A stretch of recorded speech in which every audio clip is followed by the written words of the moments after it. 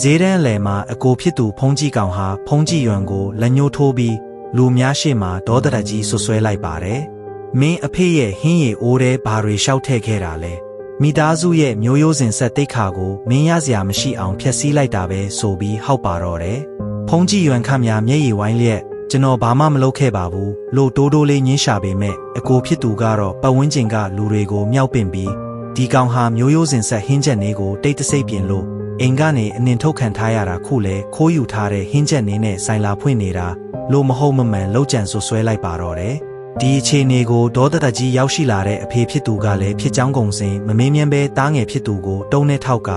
ရင်ဘတ်မရှိတဲ့ကောင်မိသားစုရဲ့အနှစ်30လက်ရာကိုမင်းလိုကောင်ကဖျက်ဆီးပစ်လိုက်တာဆိုပြီးဒေါသတကြီးကျိမ်းမောင်းခဲ့ပါတယ်။ဒီလိုပြဿနာတွေရှုပ်ထွေးသွားတာကြောင့်ဆိုင်ရှင်ကလည်းဆိုင်လက်ခငွေတွေကိုပြန်ပေးပြီးဖုံးကြည့်ရွံကိုဆိုင်ထဲကနေချက်ချင်းနှင်ထုတ်လိုက်ပါတော့တယ်။လမ်းပေါ်ခဏခဏပြန်ရောက်ရတဲ့ခံစားချက်ကြီးကတော့မိုက်မနေပါဘူးဗျာ။ဒုတိယအကြိမ်လမ်းပေါ်ပြန်ရောက်သွားခဲ့တဲ့ဖုံးကြည့်ရွံဟာမြို့နယ်ထဲအထိတက်ပြီးကုမ္ပဏီတစ်ခုရဲ့ဝန်ထမ်းသမင်းဆိုင်မှာတစ်လရွံ80နဲ့ဘန်းကန်စေးကျန်းတိုက်သမားအဖြစ်ဝင်ရောက်လုပ်ကင်ခဲ့ပါတယ်။အဲ့ဒီမိဖို့ချောင်ကမိဖို့ချောင်မူကြီးဆရာဦးဟာတသက်လုံးဟင်းချက်လာသူဖြစ်ပေမဲ့သူ့ဟင်းတွေဟာဘဲငံပြရည်ရတာပဲရလေးရှိပါတယ်။ဒီနေ့မှာတော့ဆရာဦးကဖုံးကြည့်ရွံကိုဟင်းချက်ခိုင်းကြည့်ခဲ့ရာဝန်ထမ်းတွေကြားမှာအရသာလုံးဝကွဲထွက်သွားပြီးရေပန်းစားသွားခဲ့ပါတယ်။ဒါပေမဲ့ဒါကိုမနာလိုဖြစ်သွားတဲ့ဆရာဦးဟာ3ရက်မြောက်နေ့မှာပန်းကန်ခွဲတယ်ဆိုတဲ့အကြောင်းပြချက်နဲ့ဖုံးကြည့်ရွံကိုအလုတ်ကနေချက်ချင်းထုတ်ပစ်လိုက်ပြန်ပါတယ်။မနာလိုမှုဟာအရန်ကိုကြောက်ဖို့ကောင်းတယ်ဆိုတာကို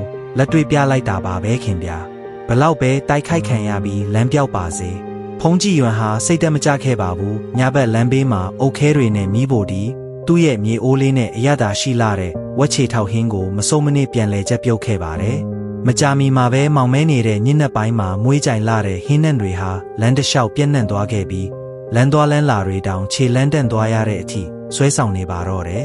။ညင်းမောင်မောင်မှာမွေးကြိုင်လာတဲ့ဟင်းနှံကြောင့်လမ်းတန့်ရှင်းရေးလုပ်တဲ့အန်ဒီတယောက်ရောက်ရှိလာခဲ့ပါတယ်။ဖုံးကြည့်ရွံပြင်ဆင်ပေးလိုက်တဲ့ဝက်ချေထောက်ဟင်းကိုမြည်ကြည့်လိုက်တာနဲ့အန်ဒီဖြစ်သူဟာအဟံဝမ်းသာသွားခဲ့ပါတယ်။ဒီလမ်းပေါ်မှာ10နှစ်လုံးအမိုက်လဲလာတာဒီလိုကောင်းတဲ့အရသာမျိုးတစ်ခါမှမစားဘူး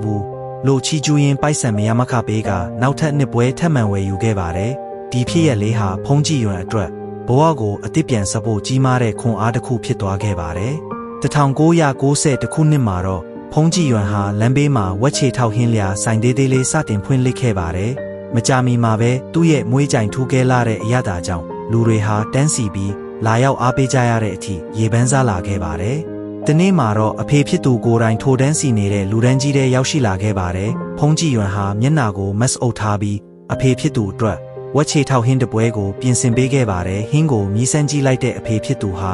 ဒီရတာကငါရှေ့ရခင်ကချက်ခဲ့တာထက်တောင်ပိုကောင်းနေပါလားဆိုပြီးအံ့အားသင့်သွားခဲ့ရပါတယ်။ဒါပေမဲ့ဒီဝမ်းသာမှုဟာခဏလေးပဲခံခဲ့ပါတယ်။အကိုဖြစ်သူဖုံးကြည့်ကောင်ရောက်ရှိလာပြီးဒီကောင်ဟာမျိုးရိုးစဉ်ဆက်ဟင်းချက်နေကိုခိုးယူပြီးအပြင်မှာလိန်လေရောင်းချနေတာလို့ဆွဲကစားပွဲကိုရိုက်မောက်ပြီးဟင်းအိုးနဲ့ဘန်းကန်တွေကိုရိုက်ခွဲပစ်လိုက်ပါတယ်။ဖုံးကြည့်ရွံရဲ့မျက်နှာကမတ်ကိုဆွဲချွတ်လိုက်ပြီးအဖေဖြစ်သူနဲ့ပတ်ဝန်းကျင်လူအများရှိမှထက်မှန်ရင်အဆက်ကွဲအောင်ပြုလုပ်ခဲ့ပါတော့တယ်။မှောက်ကျသွားတဲ့ဟင်းရည်တွေနဲ့ဖန်ခွဲစတွေကိုမျက်ရည်ကျလျက်လက်နဲ့လိုက်ကောက်နေတဲ့ဖုံးကြည့်ရွံကိုအမျိုးသားတစ်ယောက်ကလာရောက်တားဆီးပြီးဒဏ်ရာရသွားတဲ့လက်ကိုပတ်တီးစီးပေးခဲ့ပါတယ်။ထိုသူကတော့ဆန်နစ်စီဆိုင်ပိုင်ရှင်ဟေကိုတုံးဖြစ်ပြီးမင်းရဲ့ဝက်ချေထောက်ဟင်းကိုငါစားလာတာ3လရှိပြီးတမျိုးနယ်လုံးမှာဒီလိုရတာမျိုးဘယ်သူမှမချက်နိုင်ဘူးလို့ပြောကြားခဲ့ပါတယ်။ထို့နောက်သူ့ဆိုင်ရဲ့ဒုတိယထပ်မှာအခန်းလွတ်ရှိကြောင်းနဲ့အောက်ထပ်မှာစားပွဲနှစ်ခုံစာခင်းပြီးဆိုင်လာဖွင့်ရန်ဖုံးကြည့်ရွံကိုကမ်းလှမ်းလိုက်ပါတော့တယ်။